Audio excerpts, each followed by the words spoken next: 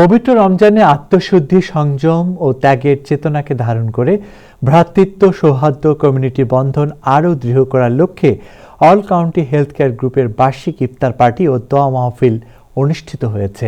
বুধবার 11 March Jackson হাইটসের Nabanna পার্টির সেন্টারে টানা 4 বছরের ধারাবাহিকতায় এই অনুষ্ঠানে আয়োজন করা হয়।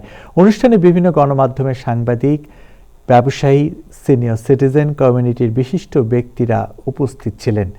অল কাউন্টি হেলথ কেয়ার গ্রুপের কর্ণধার সিআইপি মোহাম্মদ কাদের আগত অতিথিদের স্বাগত জানান এবং অনুষ্ঠানে অংশগ্রহণের জন্য সবার প্রতি আন্তরিক কৃতজ্ঞতা প্রকাশ করেন। এ সময় উপস্থিত বিশিষ্ট ব্যক্তিরা বক্তব্য রাখেন। পরে দোয়া ও মোনাজাতের মাধ্যমে সবার শান্তি, কল্যাণ এবং সমৃদ্ধি কামনা করা হয়।